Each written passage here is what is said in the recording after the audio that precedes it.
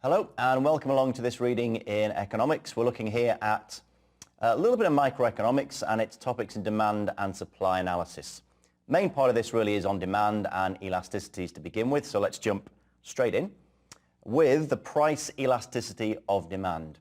What we're looking at here is from a consumer point of view, how their demand changes given a change in the price of the product that's supplied. That's a price elasticity of demand, or PED.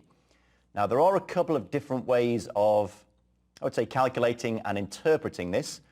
But the first one to look at really here is more the interpretation, which is that the price elasticity of demand tells you the percentage change in quantity demanded given a percentage change in the price of the good. So you just need to remember for the exam that quantity is on the top. So it's percentage change on the quantity on the top and percentage change of the price on the bottom. Now we can come up with a couple of definitions straight away. We'll kind of expand on this later on. But we're saying here is the price of a normal good, and we'll kind of talk about that in different terms later. But for a normal good, what you'd expect is as the price goes up, it becomes more expensive, the quantity demanded decreases. If you just think about it for about 0.3 of a second, makes sense. Something's more expensive, you buy less of it. Now we can split this price elasticity of demand into elastic and inelastic. And your key cutoff, in absolute terms at least, is the number 1.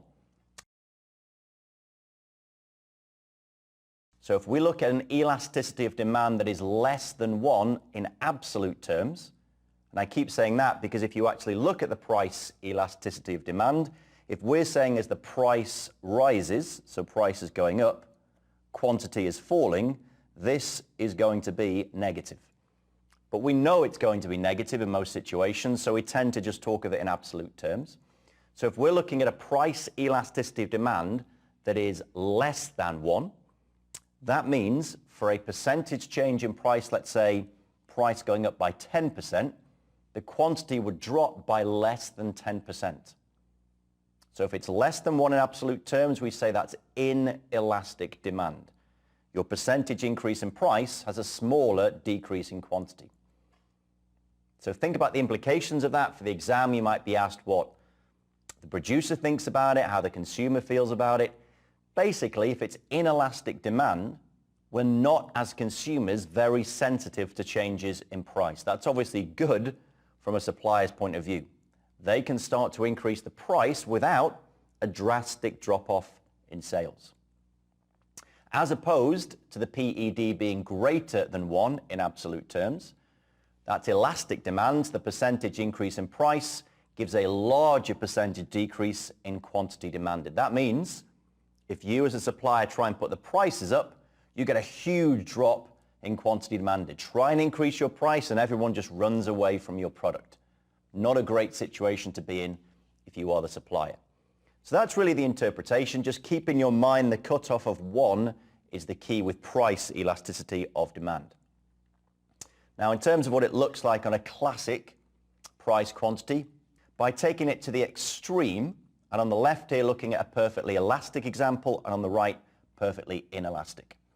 Now in the real world it's very unusual to see it absolutely perfect example, so perfectly elastic or inelastic. But knowing these two lines helps you remember for the exam the slope of elastic demand and inelastic demand. So you can see on the left, if you have perfectly elastic demand, then you have a horizontal demand curve, as opposed to perfectly inelastic where it's vertical.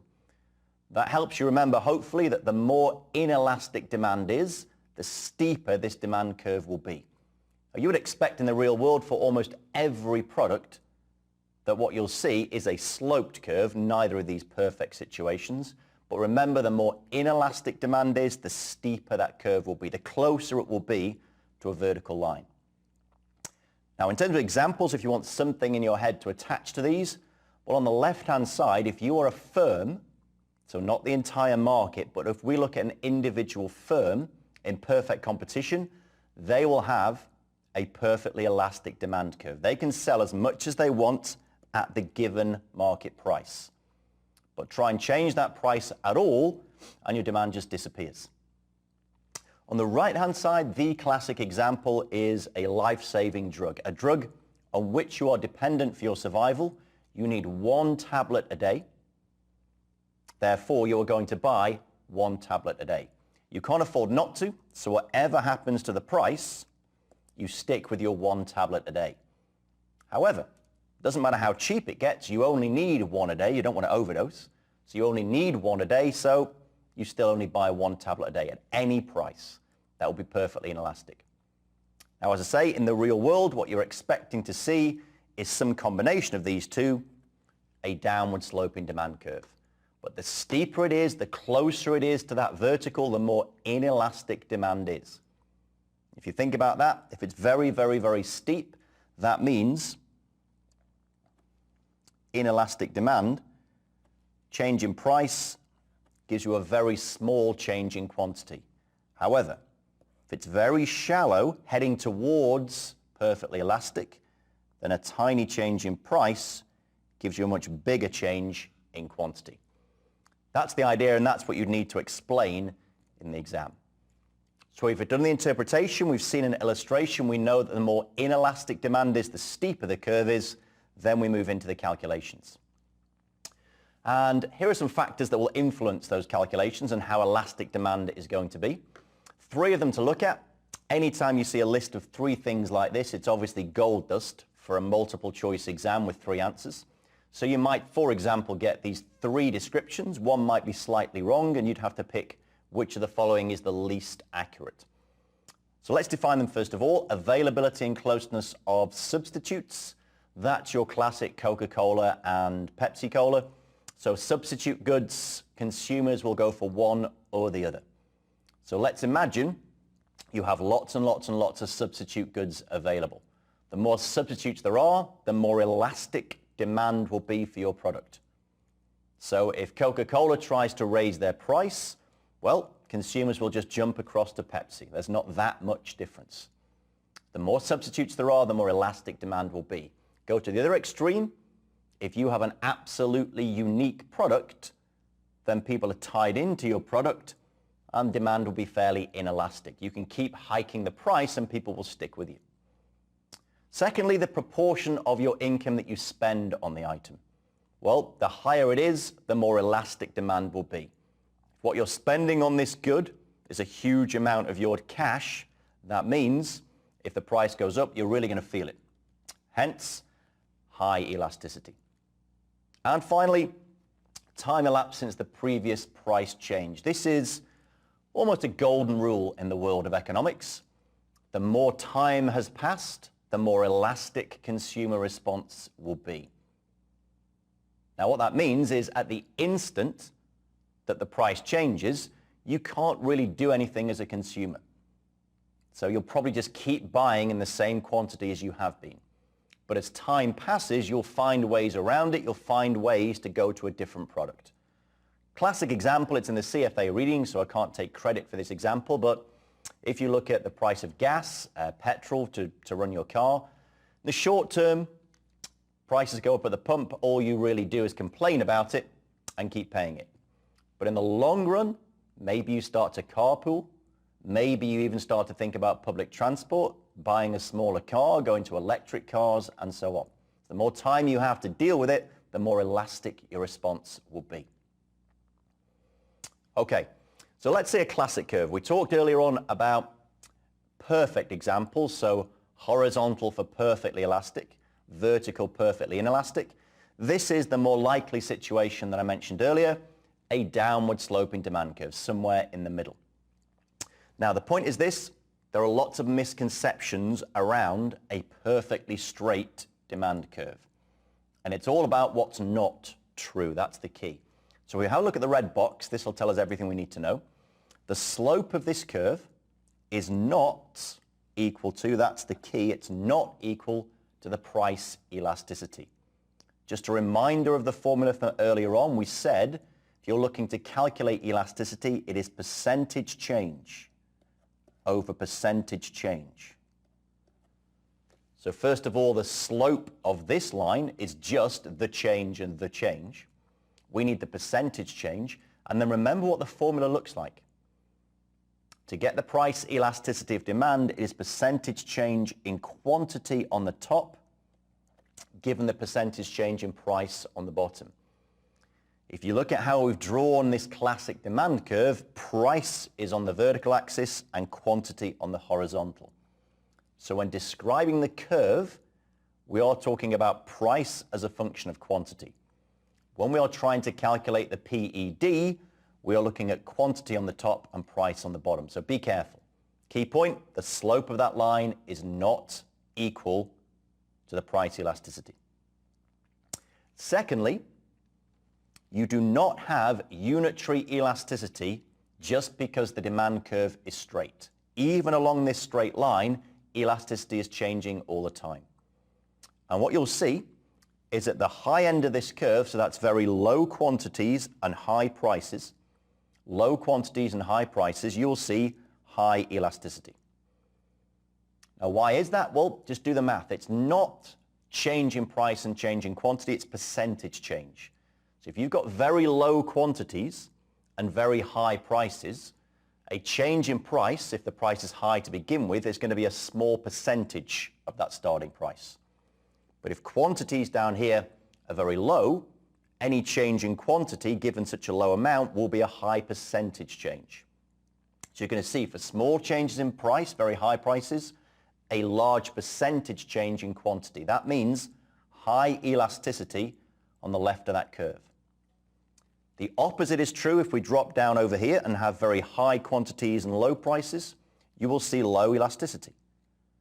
So for the exact reverse logic, change the price, it's a big change in price in terms of percentages, but not that big a percentage change in quantity.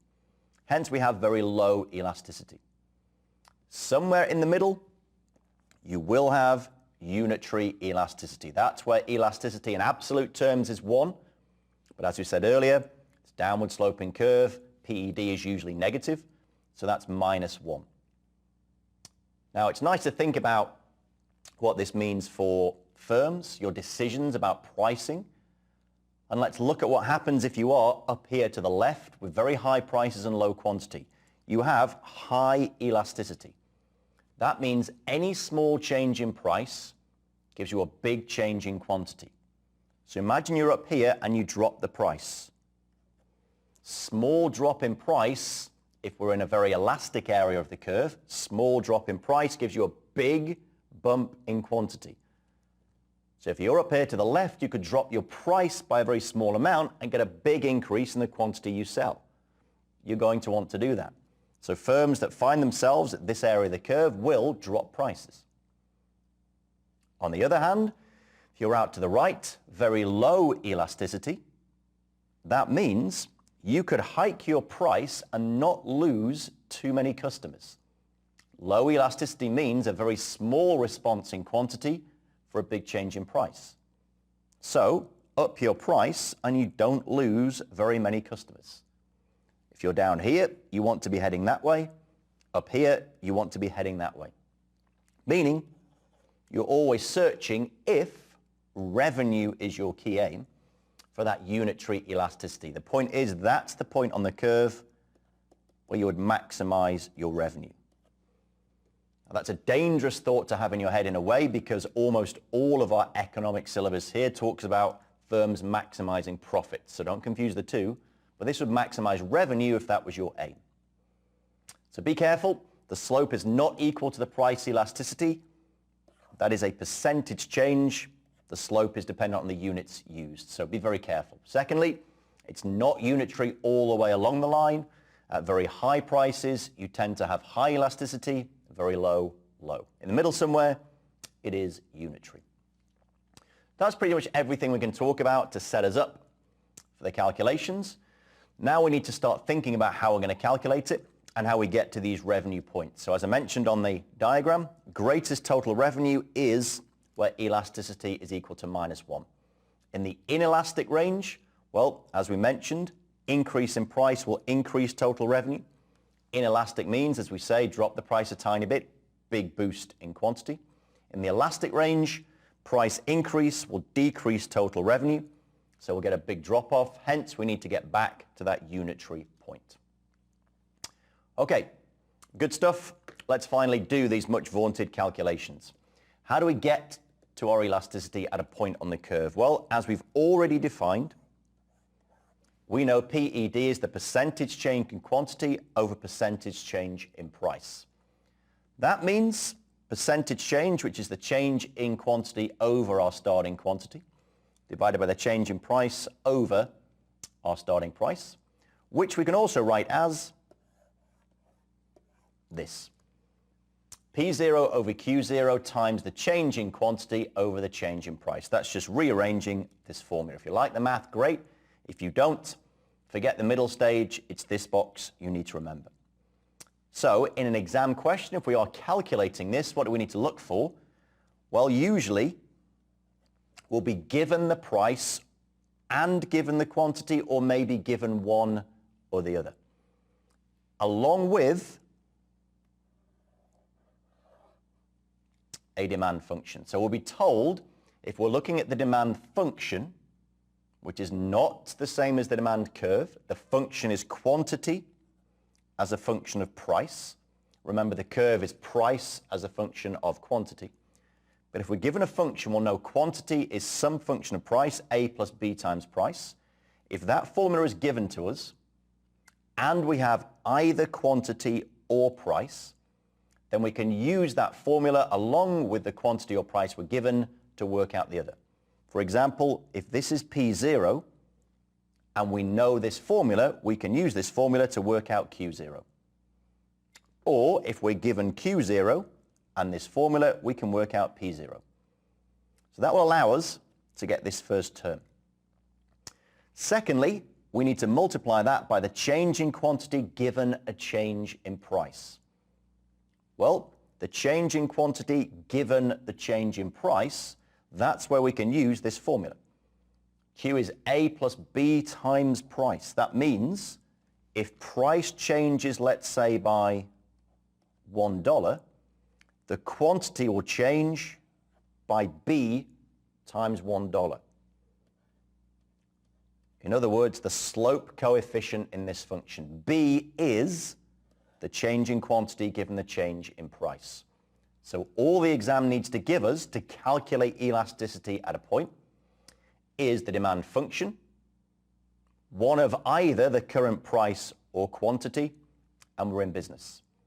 We can use that formula to find P0 and Q0, and we know the slope coefficient is the change in Q over the change in P. It's good stuff. Nice, straightforward calculation. Now, in terms of interpreting, what do we have? Well, we've talked about price elasticity of demand, I think, enough. There are a couple of other ways of looking at elasticities, notably cross price and then income. Let's start off with cross price elasticity. The formula here is almost identical. So if you think, oh, I know what price elasticity of demand is, it is percentage change over percentage change. Just remember that it's Q over P. How do I turn that into cross price elasticity of demand? Well, we are looking at two different goods. What happens to the demand for our product given a change in the price of the other product? So let's look at the top example. Here we have coffee and we have tea. And we are told the price of coffee goes up by 16.65%. There's the percentage change in price. And as a response, the demand for tea goes up by 11.1%.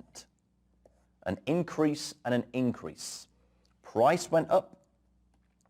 In response, the quantity of tea demanded also went up. That means we have a positive relationship and a positive cross-price elasticity. In that situation, we are looking at substitute goods.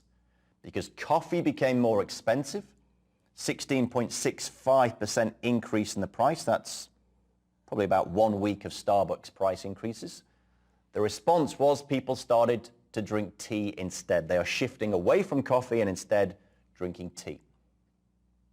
So when you look at cross-price elasticity, your cutoff point is 0. When we were just looking at PED, we were concerned about 1. Cutoff was 1 in absolute terms, and we could decide whether it was elastic or inelastic. Cross-price elasticity, your key point is 0. When we were just looking at PED, we were concerned about 1.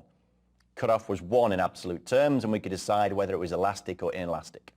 Cross-price elasticity, your key point is 0, because if we have a positive cross-price elasticity, we have substitutes, whereas, bottom half of the slide, the other example, if it's negative, we are looking at complements, complementary goods. Example here, price of pizza goes up, a massive 25% hike in the price of pizza.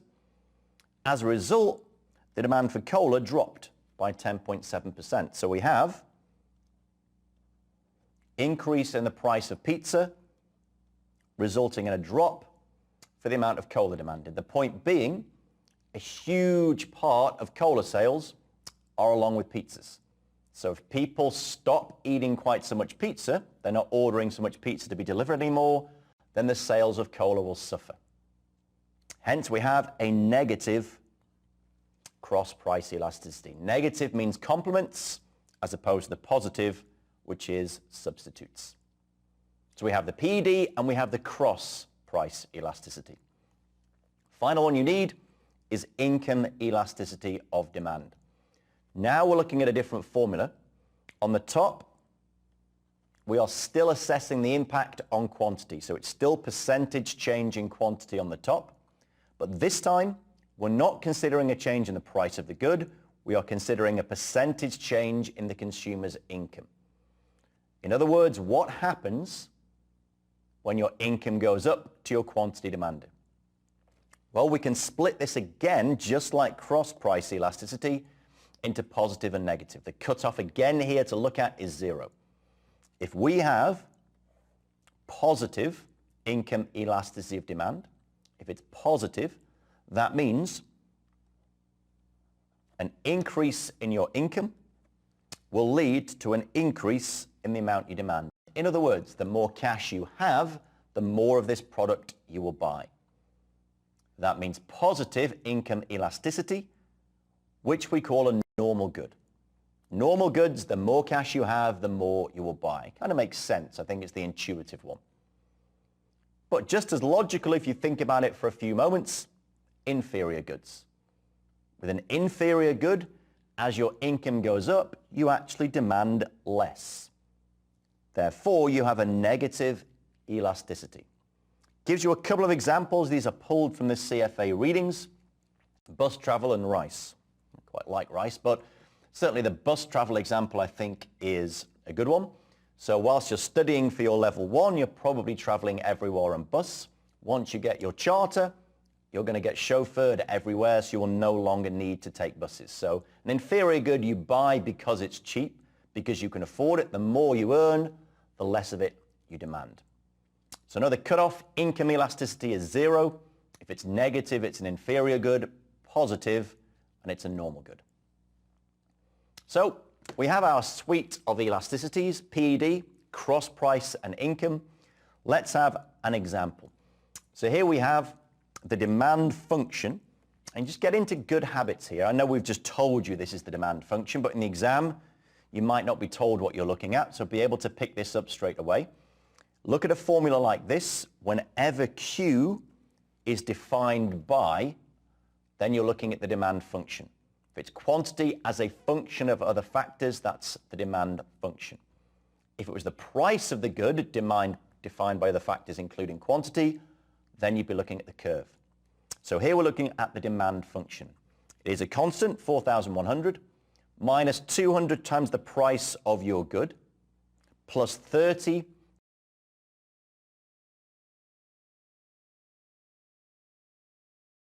times your income, plus 5 times the price of a related good.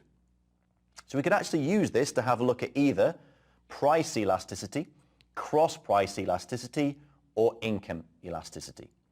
If I wanted to start calculating my price elasticity of demand, I'd need current quantity, current price, and the coefficient here for the price of my own good, which would be minus 200.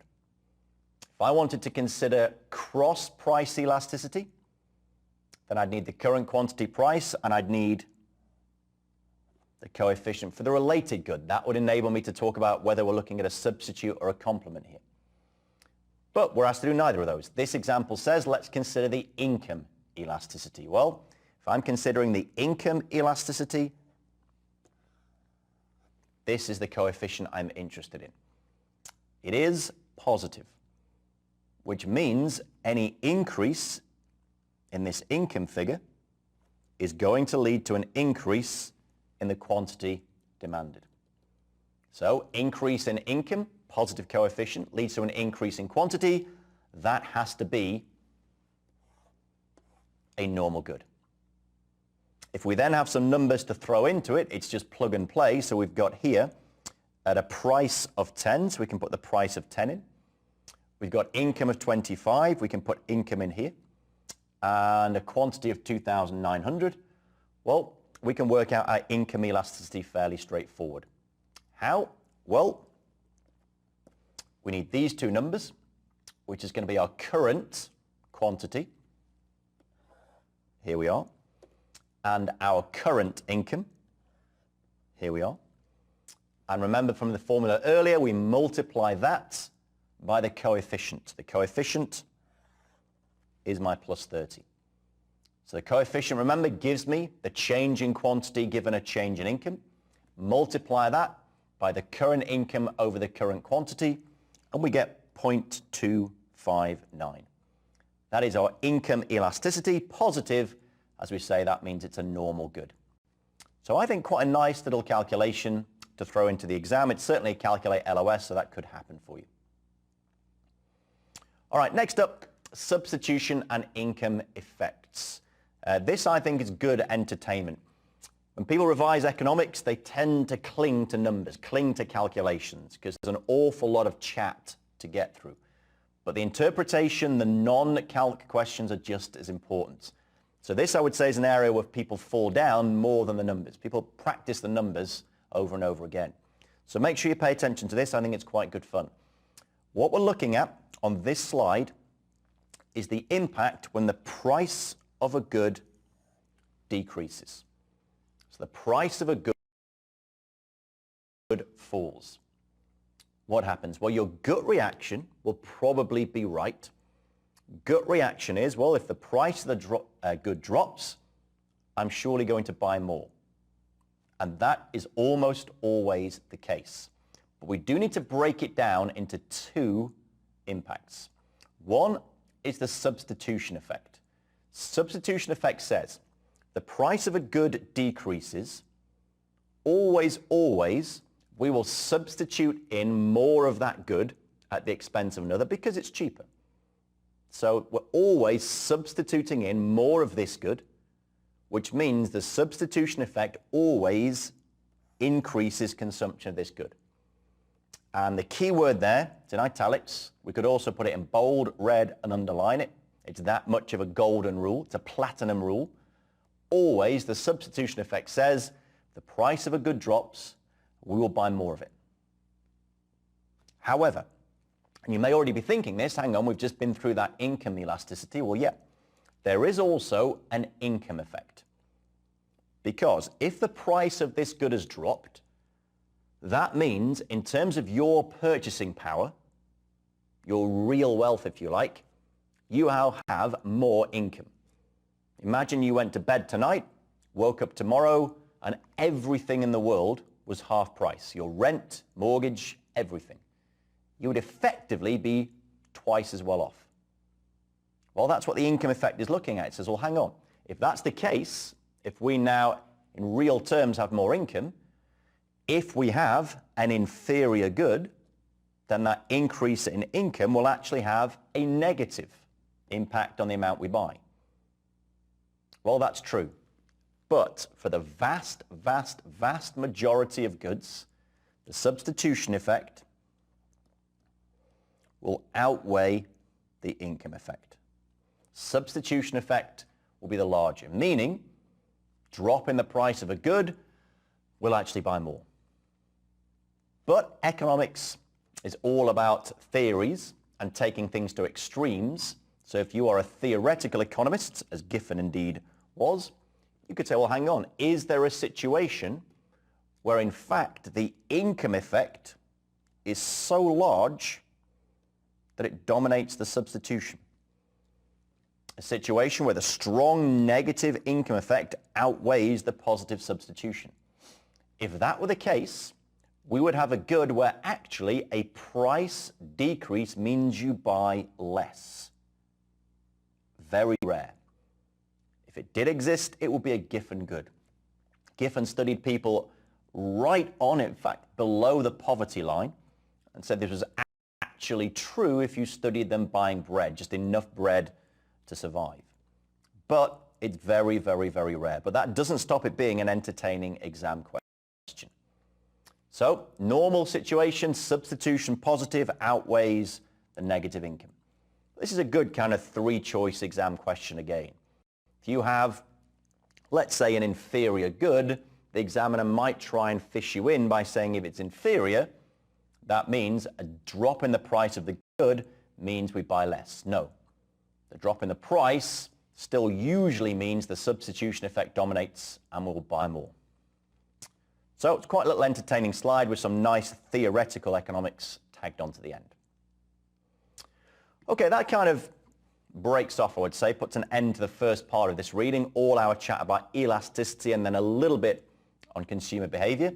Now we're really looking at the production side, the supply side, and looking at how firms decide what they're going to produce.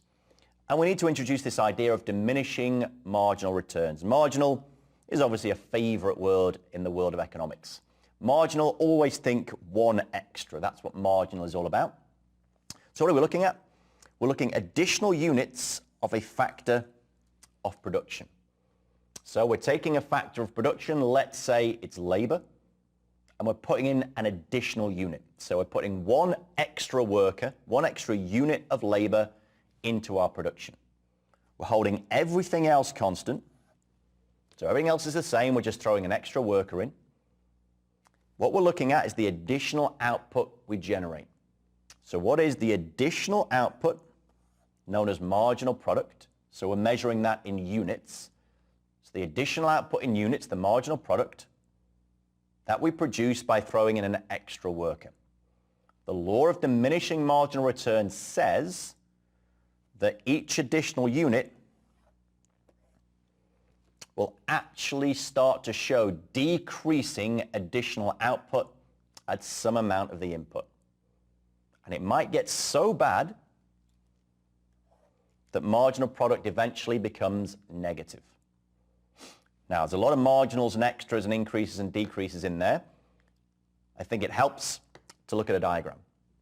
So what are we looking at? On the vertical axis here, we have total output. So we're looking here in units. How much do we produce? On the horizontal axis, we are looking at the factor, the input factor, here labor. So we are increasing the amount of labor. So we're ticking up the number of workers we have one by one. Now let's look at these three areas. First of all, anywhere to the left of A. As we increase, so as we add in extra workers, look what's happening. There's two things to think about. First of all, anywhere to the left of A, total output is increasing.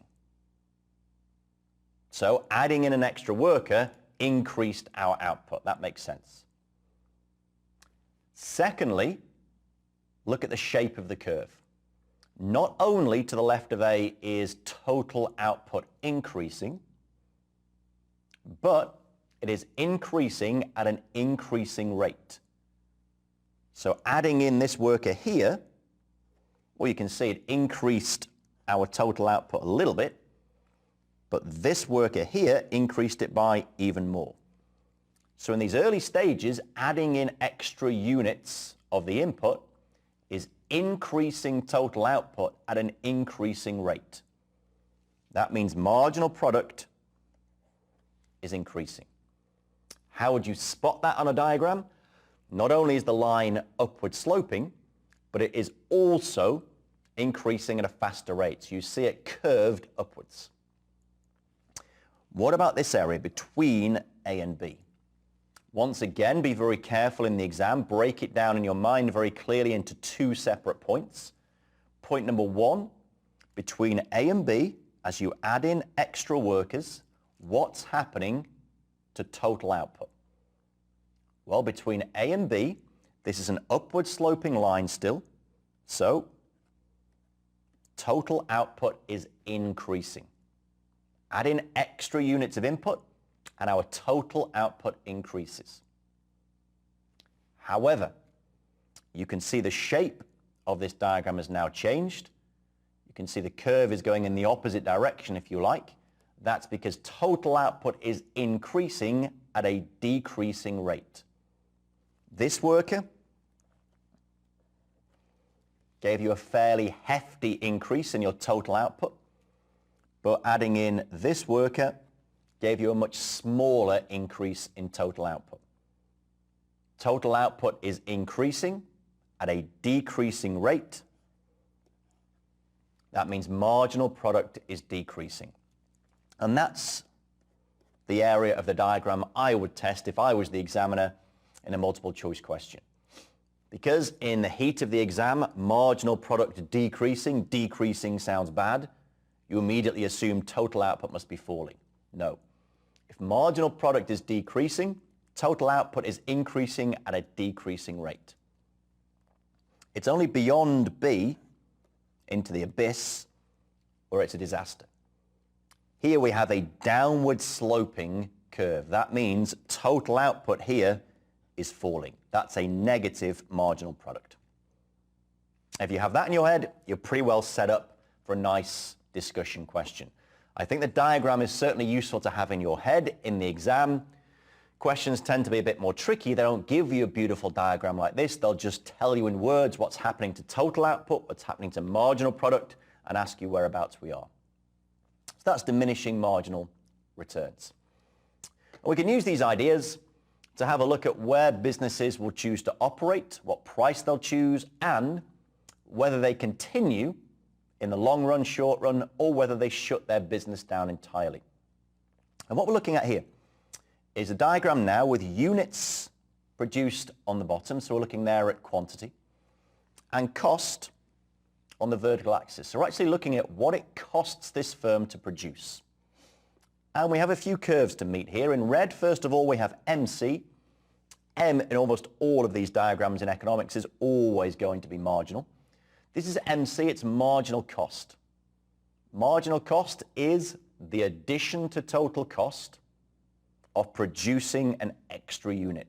So as you go along this horizontal axis, you're adding in an extra unit. So every time you produce an extra unit, what happens to your additional costs? Well, you can see in the early part here, we actually have a marginal cost that's falling. That is directly because of the previous slide when we looked at marginal returns. That suggests that our marginal product is actually increasing. The marginal cost will therefore be decreasing. However, once you hit that point of diminishing marginal returns with your inputs, marginal cost will start to rise. So you'll always see this kind of Nike swoosh of a marginal cost curve. Falls initially and then will start to rise. That's marginal cost. We can also track ATC and AVC, that's average total cost and average variable cost. Difference between total and variable, fixed. So just imagine a very simple situation. You have one factory, your fixed cost is the rent on that factory, and your variable costs, labor, raw materials. To get the average, well, work out your total costs or your variable costs and divide by the number of units. And you'll get these U-shaped curves. Now, what we're looking at here on this slide and this LOS asks us to determine whether a business should continue in the long run, shut down in the long run, or shut down immediately. And we can have a few key price points in here. The first is P2. P2 here, that price. It's saying if P2 is the price you can sell your good for, would you continue in the long run, short run, or shut down? Well, you can see here P2 just covers your variable costs. If you can sell your product for P2, you can just cover your variable costs, which means the the cost of labor and raw materials is recovered from selling, but you don't recover any of your fixed costs. Well, key point, if the price you can sell your product for is any less than that, shut down immediately. That means the raw material and labor that it takes you to build one of your products is more than the price you can sell it for. Shut down immediately. Don't even think about it. What if the price is somewhere between P1 and P2? Well, that means you're selling for a price that covers your variable costs. Great. We can cover our variable costs, but we are not yet covering our total costs. That means the price is higher than the labor and raw materials, but it's not enough for me to be able to pay the rent on my factory. Well, the assumption is with fixed costs, you are locked into them in the short run.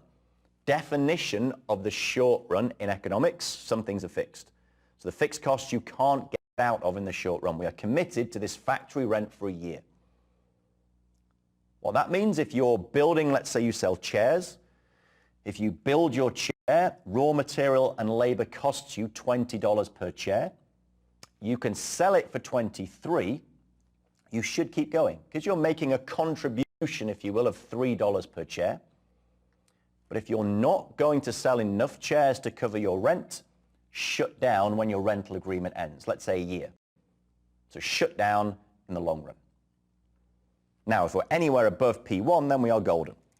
That means we're selling at a price that covers our total costs. We should keep going. P1 is our break-even price.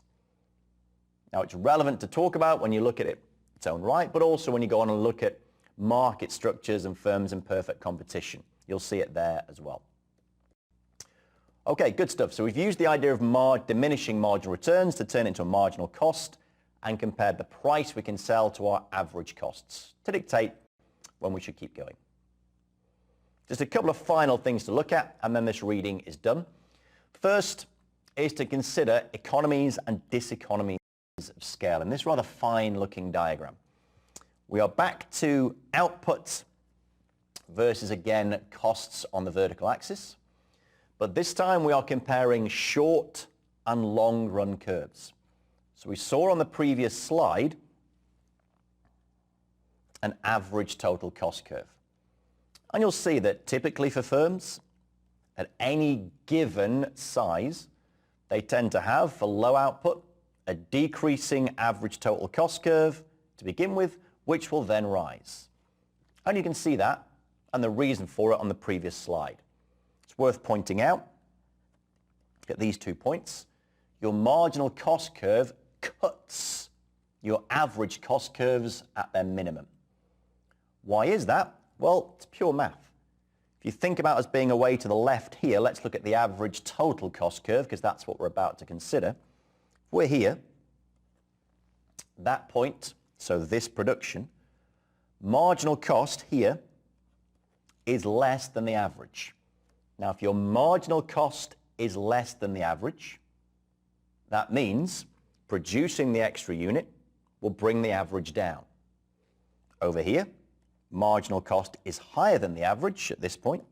Therefore, the marginal cost is higher than the average, it will be dragging it up. So as long as marginal cost is below the average is falling. If marginal cost is above the average is rising. That means, by definition, the marginal cost curve must cut your average total cost curve at its minimum.